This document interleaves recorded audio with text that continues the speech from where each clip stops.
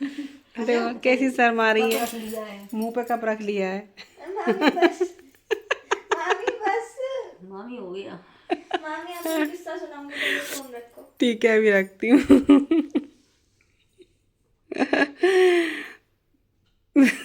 फिर मैं घर पहुंच गई। जो शर्म आएगा उसको ज्यादा दिखाऊंगी मैं। उससे ही है। अरे हमारे स्कूल के बच्चों में लड़ाई हो गई। Hare Krishna, Radhe Radhe my YouTube family, कैसे हैं आप सभी।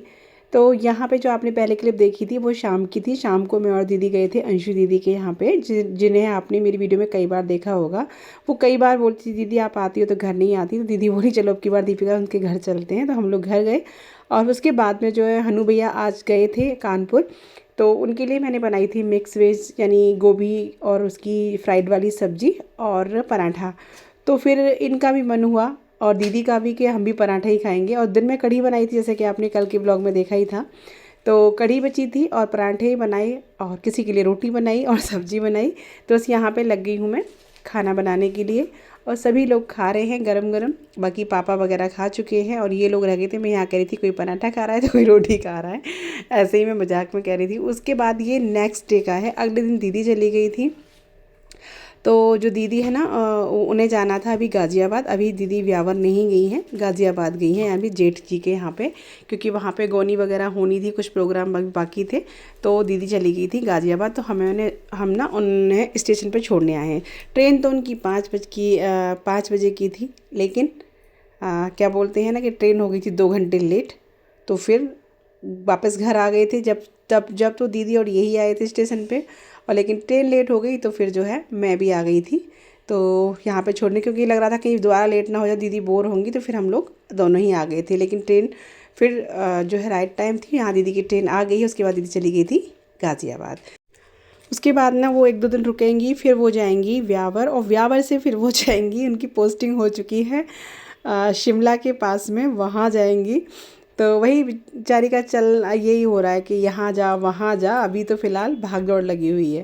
तो ये है नेक्स्ट डे का सुबह का। मैं कर रही हूँ यहाँ पे अपनी डेली की पूजा। तो तुलसी मैया की पूजा कर रही थी और उसके बाद में फटाफट से लगना है मुझे खाना, क्योंकि सर्दियाँ शुरू होते ही ना मन होने लगता है देसी खाने का। हाँ जी, जो कि घर घर बहुत ज़्यादा पसंद किया जाता है, खासकर मेरे घर बहुत पसंद किया जाता है। तो यहाँ पे मैं बना रही हूँ चने का साग। तो मैंने चने के साग को अच्छे से मतलब साफ़ करके कट कर लिया था और धो लिया था। इसमें मैंने कुछ थोड़ा सा पालक मिलाया है, थोड़ा सा बथुआ मिलाया है। जैसे कि चने का साग जो है वो ठंडा होता है ना, तो उसको बैलेंस करने के लिए तो थोड़ा सा पालक और बथुआ गर्म होते हैं तो वो थोड़े थोड़े डालने चाहिए। तो मैंने दोनों चीज़ इसमें डाल दी है, क्योंकि वही सर्दियाँ हैं, चने का साग ठंडा भी कर जाता है, सर्दी ज़ुकाम हो जाए तो इसलिए कोई वो नहीं करना। तो यहाँ पे तीनों चीज़ों को मिक्स किया, यानी चने का साग ज़्यादा था और बथुआ और पालक थोड़ा थोड़ा था। तो बस उसको मैंने अच्छे से कट करके, बारीक कट करना होता है चने के साग को, और यहाँ पे धो करके फिर मैं चढ़ा दिया कुकर में, क्योंकि आज मैं साग बनाने वाली हूँ कुकर में, जो कि फटाफट बनेगा, देर नहीं लगेगी और बहुत ज़्यादा टेस्टी है। और यहाँ पे ली है मैंने दाल, तो मैंने लगभग आधा कटोरी दाल ली है मूँग के छिलके वाली। तो यहाँ पे पहले तो देखिए गांव में जो बनता है तो वो लोग बाजरा डालते थे, तो बाजरा रहता है ना गरम, इसीलिए चने के साग में बाजरा डाला जाता था, जिससे कि सब्जी का जो है तापमान जो होता है ना ठंडा गरम, वो वाला चीज़ बैलेंस रहे, जब तक ठंडी ना हो। तो यहाँ पे मैंने इसीलिए इसमें चने जो है मूँग की दाल डाली है और डाल दी है साथ में कुछ लहसुन की कलियाँ और 4 हरी मिर्ची। उसके बाद सिर्फ मैंने नमक ऐड किया है और अभी कुछ इसमें मसाले ऐड नहीं होंगे। वैसे सब्ज़ी में बहुत ज़्यादा टाइम लग जाता है बनाने में, लेकिन इस तरीके से बनाएंगे तो सब्ज़ी बहुत जल्दी बनेगी और बहुत टेस्टी भी बनेगी। तो यहाँ पे मैंने लगभग आधा कटोरी ही पानी किया है, ज़्यादा पानी नहीं करना है, क्योंकि हरी सब्ज़ी खुद से पानी जो है वो छोड़ती हैं। तो उसके बाद में मैं यहाँ पे चढ़ा दूँगी इसको गैस पर और लगाऊँगी इसमें 3 से 4 सीटी, जिससे कि अच्छे से दाल भी हो जाए और अच्छे से जो है वो हरी सब्ज़ी भी खूब अच्छे से पक जाए। कुकर पे जो है मैंने गैस पे चढ़ा दिया और सीटी लगाने के लिए छोड़ दिया। उसके बाद ना ये फिर बोले कि थोड़ी सी चाय बना लो, क्योंकि पूजा करने के बाद मुझे भी लगता है तो ठंड सी लगती है, लगता है थोड़ी सी चाय पी लें। जब तक सोच रहे कि अब वैसा आटा इसके साथ मक्के की रोटी बनानी है, नहीं तो मैं आटे गूँथने उथने की तैयारी में लग जाती। तो सोचा चलो जब तक ये इसमें सीटी आ रही तब तक हम लोग चाय पी लेते हैं। तो इनके लिए बनाई थी और अपने लिए बनाई थी मैंने चाय। तो बस यहाँ पे मैं लेके जा रही हूँ अपनी चाय, एंजॉय करती हूँ। उसके बाद देखेंगे तो तब तक जो है कुकर में सीटी आ चुकी थी और सब्ज़ी को अपने चेक कर लेते हैं। तो दाल भी बहुत अच्छे से हो गई थी और जो हरी सब्जियां हैं वो भी वो तो वैसे भी बहुत जल्दी हो जाती हैं, लेकिन इसमें क्या है ना, चने का साग थोड़ा घुटा हुआ अच्छा लगता है, मतलब खूब घोंटते हैं उसको तब ज़्यादा अच्छा लगता है। तो इसीलिए मैंने इसमें 3-4 सीटी लगवाई। तो अब यहाँ पे क्या करना है, आपको इसे ना मैश करना है बहुत अच्छे से, या तो आप चम्मच से भी कर सकते हैं, लेकिन चम्मच से इतने अच्छे से हो नहीं पाता है। जैसे मैंने कोशिश की है इसको कलछी से चलाने की, लेकिन मैंने क्या किया ना, मैंने ले लिया मैशर ले लीजिए, या फिर आपके पास जो मट्ठा चलाने वाली मथनी होती है ना, जो हम घर में थोड़ा सा दही मट्ठा चलाते हैं तो वो होती है, तो उससे आप इसको मैश कर सकते हैं। तो मैंने यहाँ पे इस तरीके से मैशर लिया और इससे बहुत अच्छे से सब्जी है जो है वो अच्छे से मैश हो गई थी, देख सकते हैं आप। तो अभी इसमें कुछ भी मिलाने की ज़रूरत नहीं है, जैसे कि आलन लगाते हैं तो वो भी ज़रूरत नहीं है, क्योंकि चने के साग में खुद से अलग सा लिसलिसापन होता है, तो इसमें ज़रूरत नहीं होती है। लेकिन फिर भी मैं आपको दिखाऊंगी कि आप आलन का साग भी कैसे बना सकते हैं, तो आपको लगा करके मैं थोड़ा सा दिखा दूँगी। तो यहाँ पर देखिए मैंने सिर्फ 1 चम्मच लिया है, क्योंकि मुझे ज़रूरत नहीं थी, लेकिन आपको दिखाने के लिए मैंने यहाँ पर 1 चम्मच बेसन लिया है और उसको अच्छे से मिक्स कर लिया। आप यहाँ पर बेसन का भी लगा सकते हैं, मक्के का आटे का भी लगा सकते हैं और बाजरे के आटे का भी लगा सकते हैं। तो यहाँ पे मैंने जो है इसमें 1 चम्मच बेसन को घोल करके पानी डाल दिया है। और अब इस स्टेज पे ना आलन के साथ ही आप क्या कर सकते हैं, जैसे गाढ़ा साग ज़्यादा है तो थोड़ा सा पानी भी ऐड कर सकते हैं। तो यहाँ पर मैंने थोड़ा सा इसमें पानी ऐड किया, क्योंकि सब्ज़ी मुझे ज़्यादा गाढ़ी लग रही थी। तो मैंने अच्छे से अब इसको पकाना है, जैसे कि जो भी आपने बेसन डाला है, पानी डाला है, उसका कच्चापन बिल्कुल भी ना रहे। तो अच्छे से इसको खूब पकाइए, इसीलिए ना इसमें टाइम बहुत ज़्यादा लगता है, और ये जब भी अच्छा लगता है, एकदम अच्छे से पक जाए, बिल्कुल भी कच्चापन ना रहे, ये बहुत टेस्टी लगता है।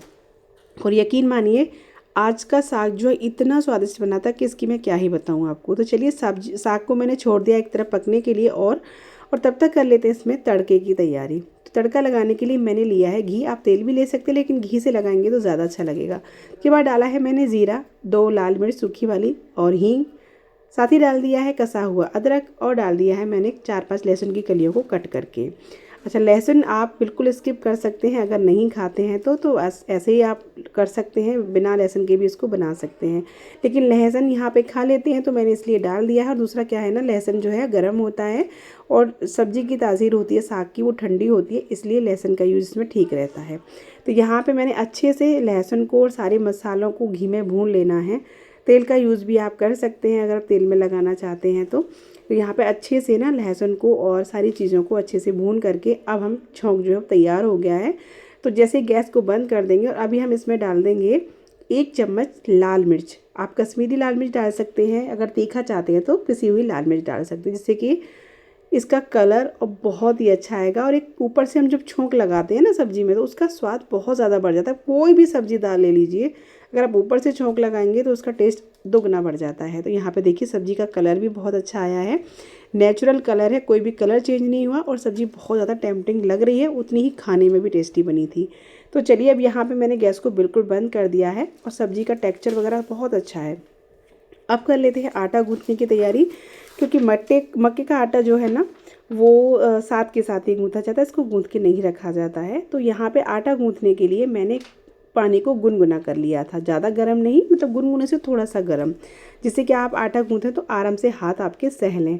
ठंडा पानी से आप आटा गूँथेंगे तो आटा को बहुत देर लगेगी गूँथने में, क्योंकि मक्के का जो आटा होता है वो काफ़ी देर लेता है गूँथने में, क्योंकि इसमें लिसलिसापन नहीं होता है, ये एकदम ऐसा होता है खुरखुरा सा आटा होता है, तो ये थोड़ा सा टाइम ज़्यादा ले लेता है ना, इसलिए आप इसको गर्म पानी से गूँथेंगे तो ये आटा बहुत अच्छे से गूँथ जाएगा और जल्दी से सॉफ्ट होने लगेगा।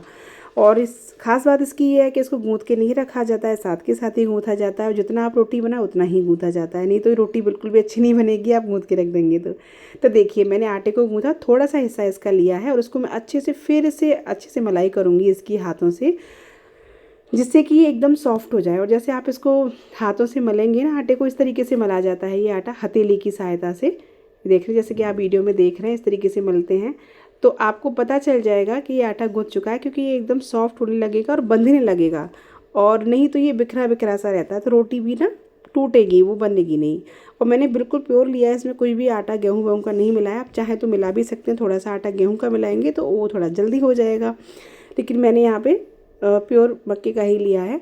तो ये देखिए आटा जो हमारा गूँथ गया है, देखिए एक तरह से बनने लगा है और हमारी जो लोई है ना वो भी बनने लगी है। तो इसी से पहचान होती है कि ये आटा जो है हमारा गूँथने लगा है अच्छे से। अब क्या करना है, रोटी आज आपको मैं तरीका जो बताने वाली हूँ ना, आप हाथ से भी बना सकते हैं, हाथ से बनाना जानते हैं तो आधा प्रोसेस तो मैं आपको हाथ से ही दिखा रही हूँ।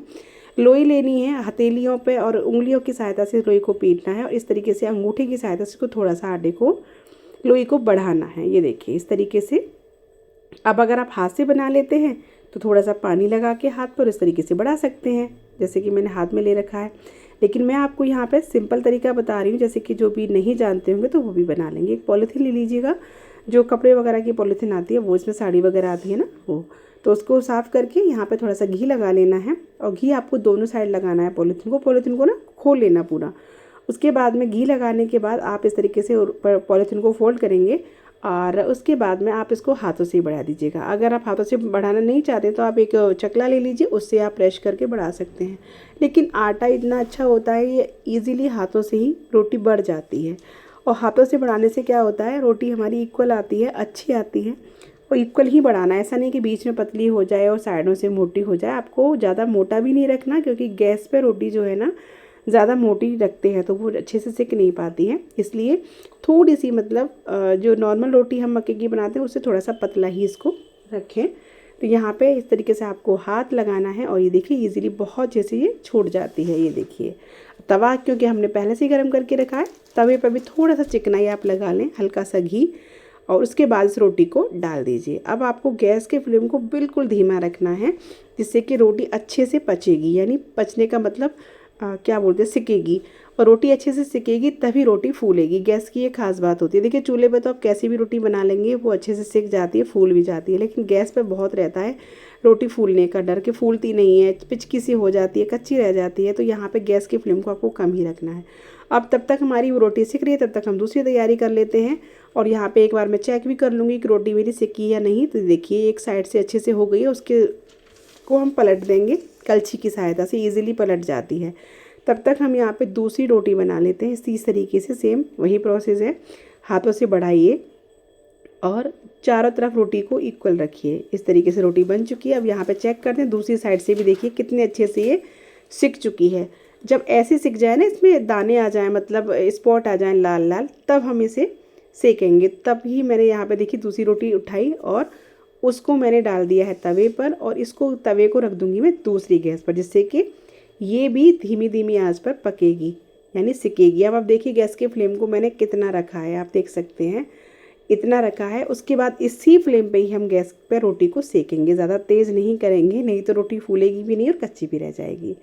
तो यहाँ देखिए मैं पहले जो पीछे वाला हिस्सा है उसको सेक रही हूँ अच्छे से ऐसे, और ख़ुद देखेंगे आप रोटी के एकदम से रोटी हमारी बहुत अच्छी फूल जाएगी। अगर इससे ये जो है ना आप तरीका अपनाते, जैसे कि मैं आपको बता रही, छोटी छोटी टिप्स होती हैं इस तरीके से, तो आप गैस पे भी भरपूर बहुत अच्छी रोटी बना सकते हैं, एकदम चूल्हे जैसी। तो ये देखिए रोटी हमारी एकदम से फूली है। अगर यही रोटी मैंने तेज़ पे पकाई होती तो ये बिल्कुल भी नहीं फूलती और कच्ची रह जाती। तो यहाँ देखिए मैंने इस तरीके से अच्छे से इसको दोनों साइड से रोटी को सेक लिया है, और ये रोटी बहुत ज़्यादा अच्छी लगती है। बस इस पर मेहनत बहुत होती है, इतना है। आटा गूँथने में थोड़ी सी मेहनत लगती है, ये बात तो है। बनाने में जैसे जो तरीका है उसमें नहीं लगती है, बस आटा गूँथने में हाथों की कसरत हो जाती है अच्छी। अब यहाँ पे आप इसको घी से या मक्खन से चुपड़ के खाइए, और इसमें घी जितना होगा ना उतनी ही रोटी टेस्टी लगेगी। चाहे तो घी ले लीजिए, चाहे तो मक्खन ले लीजिए, चाहे तो जो ताज़ा घी होता है ना, लोनी जो होती है वो ले लीजिए। तो चलिए यहाँ पे एक रोटी तैयार हो गई है। अभी इसी तरीके से मैं दूसरी रोटी को देखती हूँ, ये भी अच्छे से सिक चुकी है। और यहाँ पे दूसरी रोटी को भी मैं सेम उसी प्रोसेस से सेक लूँगी, और आप खुद देखेंगे, देखिए रोटी कितने अच्छे से फूलती हुई चली आई है। बस यही आपको छोटी छोटी टिप्स को ध्यान में रखना है कि गैस के फ्लेम को कम ही रखना है, धीमी धीमी आंच पे आपको रोटी को पकाना है और आटे को अच्छे से गूँथ लेना है। अगर आटा अच्छे से नहीं गूँथेगा तो रोटी फूलेगी नहीं। तो यहाँ पे देखिए दूसरी रोटी भी हो गई है। अब मैं लगा देती हूँ प्लेट, तो जिसमें मैंने डाला है चने का साग और साथ ही डाली है रोटी। ये देखिए रोटी में खूब सारा घी डालिएगा, और सब्जी में भी खूब सारा घी या मक्खन, अभी मेरे पास मक्खन नहीं था तो मैंने सब्जी में भी घी ही डाल दिया है, और साथ गुड़। साथ में अगर मिर्च का अचार हो तो कहने क्या है, जो कि अभी मैंने नहीं डाला है, तो बहुत ही ज़्यादा स्वाद आता है रोटी में। तो चलिए अभी मैं इनको दे देती हूँ। रोटी को ये बाहर जाने बैठे थे तैयार, तो अभी पापा बोले पहले इसको दे दे। पापा भी नहाए भी नहीं थे, तो मैंने यहाँ पे थाली लगा दी है और ये खाते जा रहे हैं। गरम गरम रोटी मैं लाती जा रही हूँ। देखिए कितनी बढ़िया रोटी सिकी है हमारी। और फिर मैं इनसे पूछ रही थी कि सब्जी और रोटी कैसी बनी है, तो ये बता रहे थे कि बहुत ज़्यादा अच्छी बनी है और इनको खासकर इनको बहुत ज़्यादा पसंद है। ये वाले ऐसे साग और रोटी बहुत ज़्यादा पसंद है। तो जी चलिए, आज का जो व्लॉग है वो यहीं तक है और आप लोग भी आ जाइए गर्मा गर्म मक्के की रोटी और चने का साग खाने के लिए। मिलती हूँ आपसे अगली ऐसी ही वीडियो में। तब तक के लिए Hare Krishna, Radhe Radhe. Thanks for watching.